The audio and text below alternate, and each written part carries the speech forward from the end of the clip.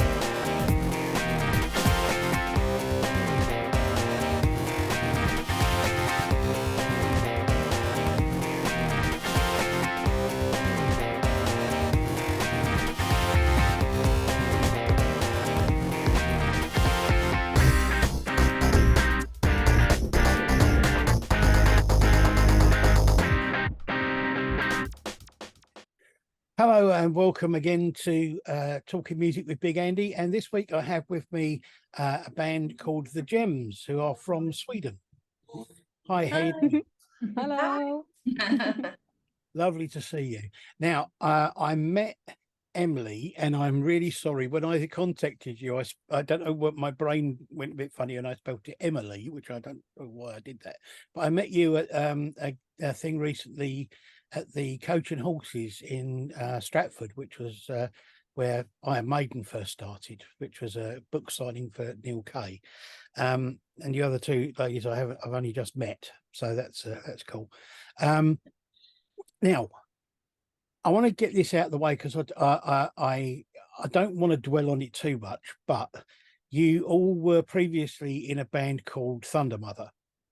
Yes. Now, as I say, I don't want to dwell on that too much because I know you've already answered lots of questions about this and all that sort of thing. But just briefly, what prompted the split from Thundermother and the starting of the Gems? Maybe Emily, you can. Yeah. Take that. I mean, the easy explanation of this was that we thought we had a democracy together in the band, and then one of the members decided to take over the lead and just make decisions that none of us agreed with, and that resulted in us not being in the band anymore. And I mean, as soon as we realized that it's not going to work out anymore for us to be in Thundermother, in that same second we were just like, okay, so let's start something new, the three of us, because it's always been like no, it's been självklarhet with it. We working together has just been a natural thing for us, and we've always enjoyed working together. We've had a really good workflow, and on top of that, we are fortunate enough to be really, really good friends, So, I mean, all those things made it very clear for us that we wanted to keep working. Yeah. We love creating together. I understand. I mean, it's, if you've been working with a group of people for a long time, you kind of you bond, and you sort of you do get into almost like a family situation. So yeah, I understand that completely. So now you're out to the Gems, but I also, from what I understand, let me see, Guernica. Yeah. I'm trying to make sure I don't mispronounce these things. You also issued a solo single the end of last year. Is that right? That is right, and I just released another solo song 3 days This ago. week. Yeah. Okay. Brand new single. So you're kind of doing your own thing as well as doing the Gems and that sort of thing. Yeah, but the thing is that, and this is I've always wanted to be in a band, and I've always prioritized the band thing over anything else. Right. But being that in Thundermother we were limited creatively, and I got an opportunity to do a solo thing, and then that kind of led me to start working on solo material. Like the first song, Inception, I actually wrote with Emily and our friend Johan, who produced the album. the jam. So it's all been, I guess, within the family of the people that I enjoy working with. Right. But it's not. I mean, of course, if it worked out and it became a huge success, I wouldn't be mad at it. But for me, and the reason why it's taken so long between the releases is because these things happen all of a sudden, and we had to regroup and refocus, and I wanted to be in a band, and that's why we worked our asses off this spring and summer, sorry. That's right. To just make sure that the gems, exist and people understand that we are here and we are really serious with our music. Yeah. So, yeah. When the I mean, I would classify you, I suppose, as being sort of like classic rock in your style. I mean, you with Thundermother, you toured with the Scorpions, and having met Emily at the Iron Maiden place, I'm assuming that you're kind of fans of that kind of era of music, the sort of 80s sort of rock music and that sort of thing. So would you say that that's what you play, is that sort of classic sort of rock? Yeah, Yeah. classic rock with a modern touch. We wanna develop the classic rock genre. We don't want it to die out with all the legends becoming older. So we want to continue playing classic rock and like carry the torch of legacy, but still make it more modern. And I mean, the dream would be if classic rock became like modern again, as it was in the 80s. Yeah. I can see that. So like mainstream. You've issued one single, is that correct? Yeah. Yes. Like a Phoenix, and that was on Napalm Records. And how well has that done for you so far? Very Really, good. really good. Have you had a lot of interest from sort of like radio stations and online stations and that sort of thing? I know you've done quite a few interviews on the back of it with different magazines and websites and podcasts. So it looks like it's done very well. I mean, we just received today the news that in Germany it's done the best, best numbers, best everything. So today we received the information that it was on the 7th place, which is the best for us so far for the all time, like the rock charts. So that's all the rock songs playing on German radio right now, which is huge for us. And then on the I guess the mainstream chart with all the Dua Lipas and the Pinks and all the big, the huge artists of the world. Yeah. We are on 145th place, which is also huge. I mean, we are a brand new band, and I think that Like a Phoenix is doing amazing stuff in Germany, and we're hoping that it's going to keep on spreading, throughout the world. Yeah, So, well, I can't see why it wouldn't, actually, because I think it's a really good song. I think it works really Thank you. well. Thank you. And you all sound great in it, and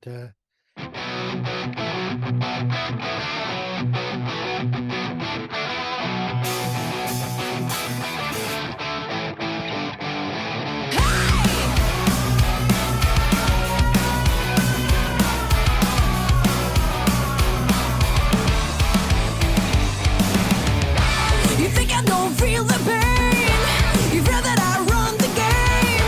You say I'm the one to blame. You think you're one of a kind. You fear I will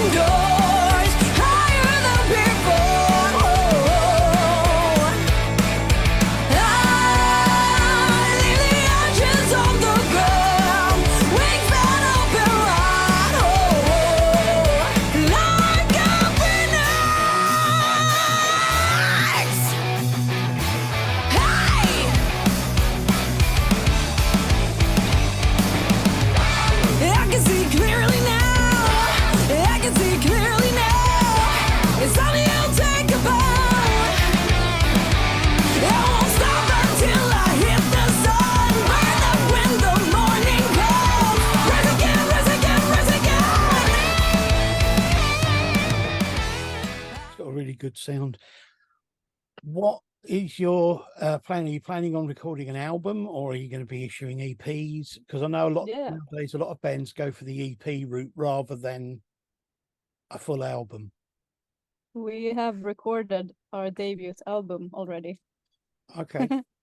So we have existed for 6 months, and we just get out of the studio, so it's recorded, and our producer Johan Randén is he started the editing and the mixing now, so we will we'll deliver the master pretty soon to the label.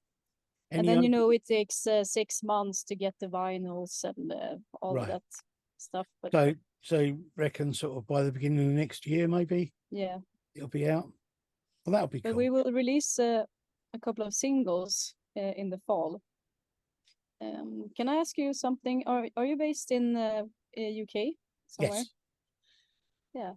Can we ask your followers for a favor? If your followers wanted to go into our Spotify artist page and hit the follow button, because if we get more followers on our artist page, that will help us get on the release radar, and more people will discover our music.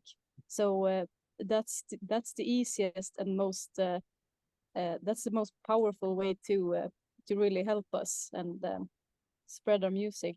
And also you will get notified when we release our second single. Yeah, well, I'll make sure when I put this out, I will make sure that I put links to your Spotify page and your YouTube channel and your social media so that people can check out your stuff and that follow would be you. great. Yeah, I'll make sure of that, definitely. So, I mean, have you got definite dates at all for the singles, or are you not sure about them yet? We do. We have a strategy. Next single, I don't know if we are allowed to say the dates, but you can look forward to a single in October, November, December, January, and somewhere in March. So there's gonna be a ton of singles coming out. We're just gonna, because we are incredibly proud of all the stuff that we've created so far, and it's gonna be an album with 16 tracks. So it's a massive album coming out, in the beginning of next year. Oh, that's good. That's good. And what about live? Have you been playing live? I mean, now everything is getting back to normal as far as like after COVID and the lockdown and all that sort of thing is concerned. Have you been being able to get out there and do live gigs a lot? Yeah, I mean, we felt like everything went really fast. We had our first live show like a month after we formed the band, basically. And we get a lot of requests all the time. It's just that we collect all the requests, and we try to make like smart moves, and we also want to get the album out first before we do like bigger tours and so on. So our main focus right now has been to release music, basically to create and release music. And then, but we have done a few shows, like we've been in Kiel and around Sweden, and we have some exciting stuff coming up. So cool, that's good. Stockholm on the 15th of September. Yeah, exactly. Yeah. So are you planning sort of after the album's out next year, are you planning on doing more gigs further afield, maybe going further out into Europe? Yeah, sure. I mean, with Thundermother, we wanted to conquer the world, and we have the same visions and goals with this band. We're just continuing, but with another brand, basically. Cool. No, that sounds good. Yeah.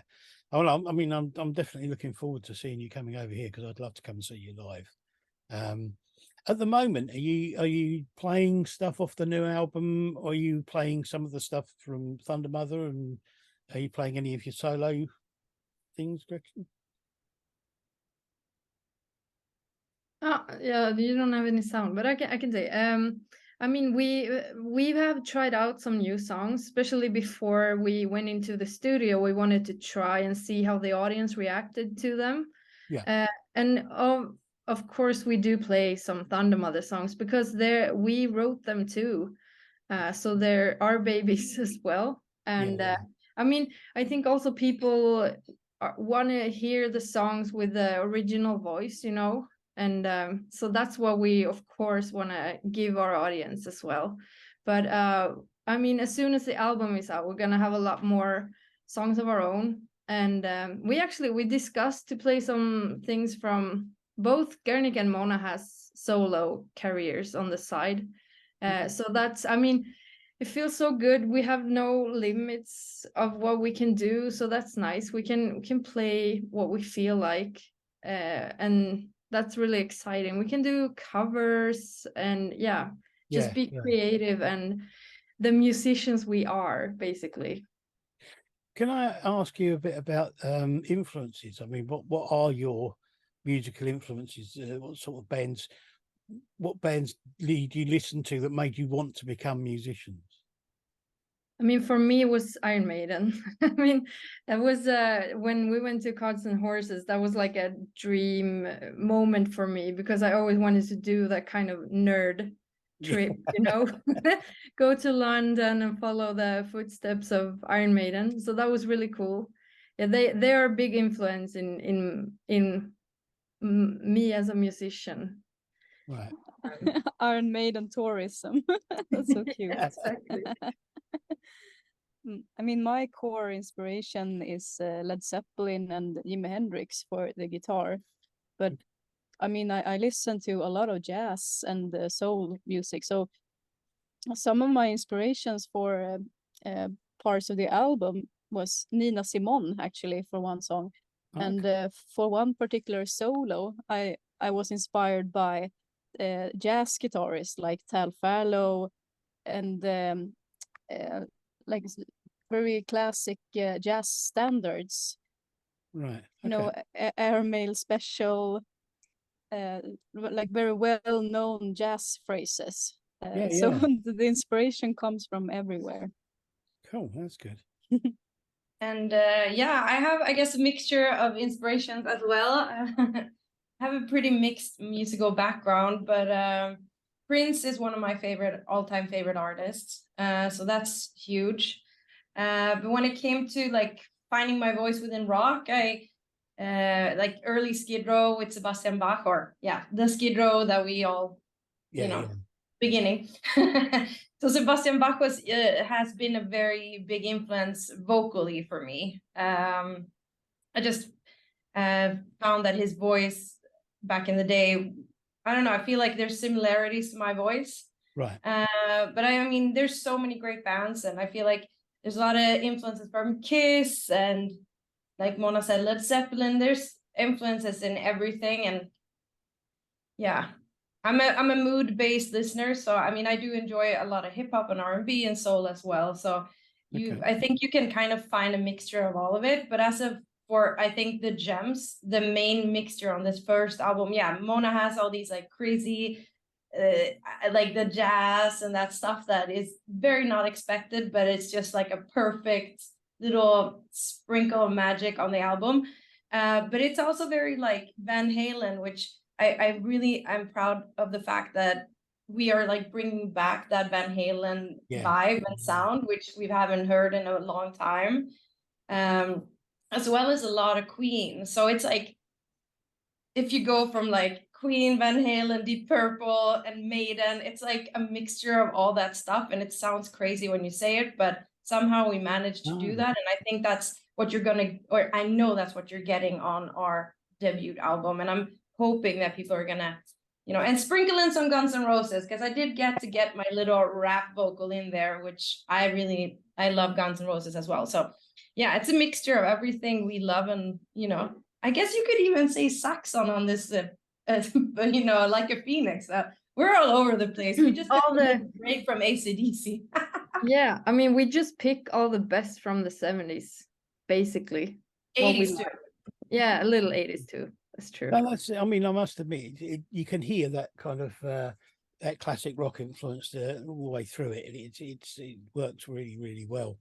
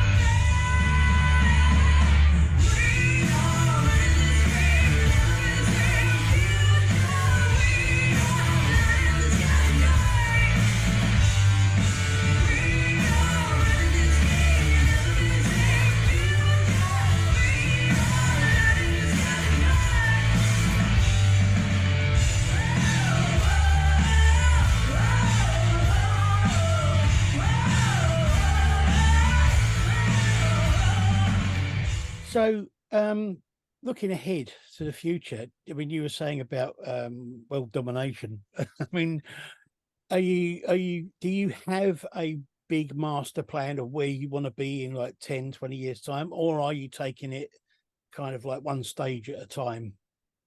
Yeah, I mean, this is like dead serious to us. This is our life. This is our full-time job, and I mean, yeah, this is what we want to do, and we think it's about time to have like new, fresh arena bands, and it's especially about time to have full female bands, you know, to be doing to play classic rock and to be like, you know, big rock bands. We definitely need that.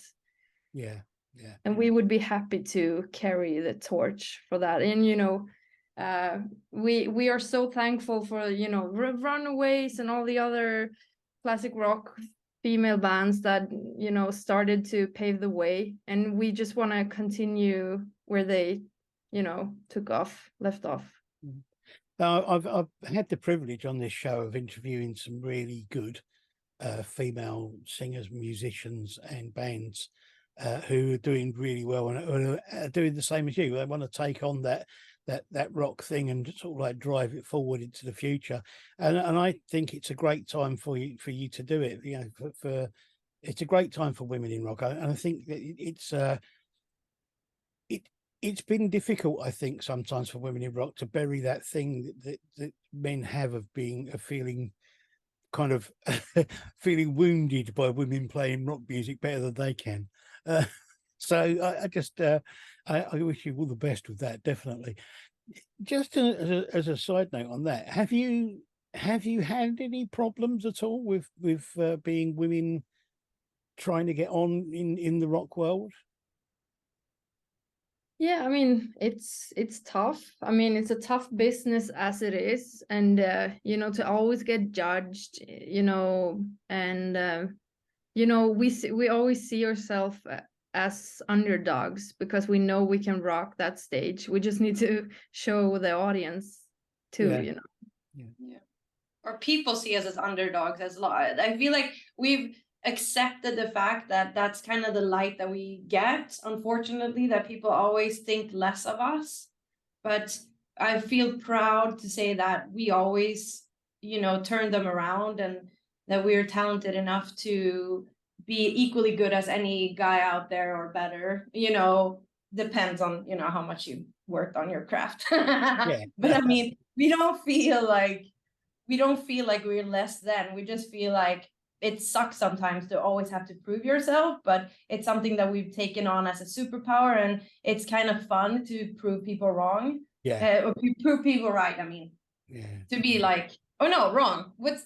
You get what I'm Yes, saying? I know. I'm confusing myself right now. You see, I don't understand why there's still this thing about women being somehow second class in rock. You've had people, as you say, like the Runaways, Susie Quattro, Joan Jett, Girls. Vixen is still out there killing it. You know, you got all these people, you know, Lita Ford and Rock Goddess, all of these bands that have been around, and there are new ones coming up all the time that just prove that whole thing about women not being able to play rock music is complete rubbish. And I don't understand why some people, some men, and some parts of the media still have that kind of mentality that it's you know, that it's a problem, or that it's not the right thing for a woman to be doing. I've never understood it. I don't think I ever will. We don't either. As far as I'm concerned, as long as the music's good, it doesn't matter who's playing it. Yeah. So obviously you got the singles and the albums to look forward to coming out. Hopefully next year, maybe some touring further abroad, that sort of thing. Are we looking at maybe sort of more, well, hopefully more albums, more touring, and then world tours? And where do you want to end up? Where would you like to be in 20 years' time? Would you like to be headlining massive stadiums, or Hell yeah.